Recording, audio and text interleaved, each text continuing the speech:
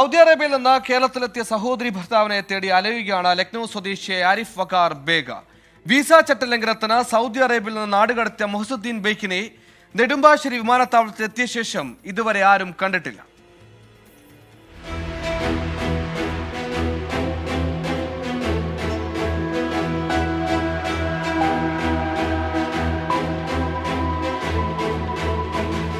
ആരിഫ് വഖാറിന്റെ സഹോദരി ഭർത്താവായിരുന്ന മുഹസുദ്ദീൻ bag Saudi അറേബ്യയിൽ painting തൊഴിലാളിയായിരുന്നു. Visa കാലാവധി കഴിഞ്ഞിട്ടും സൗദിയിൽ അനധികൃതമായി താമസിച്ച മുഹസുദ്ദീനെ കഴിഞ്ഞ വർഷം ഒക്ടോബറിൽ സൗദി പോലീസ് അറസ്റ്റ് ചെയ്ത് ഇന്ത്യയിലേക്ക് തിരികെ അയച്ചു.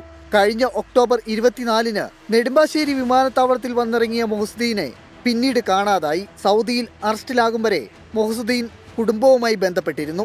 എന്നാൽ ഇന്ത്യയിലേക്ക് തിരികെ എത്തിയ ശേഷം യാതൊരു വിവരവുമില്ല. സഹോദരിയുടെ ഭർത്താവിനെ തേടി കേരളത്തിലെത്തിയ ആരിഫ് നെടുമ്പാശ്ശേരി പോലീസിൽ പരാതി നൽകി കാത്തിരിക്കുകയാണ്.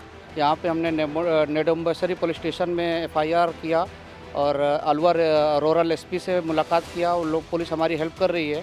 आप लोग भी हमारी हेल्प करें. कुछ दिन पहले उनको यहाँ से 10 किलोमीटर आगे अलवा फ्रूट मार्केट के पास उनको देखा गया था. हम लोग वहाँ गए, वहाँ पर पोस्टर चिपका दिए पूरा. आप लोग भी हमारी मदद करें.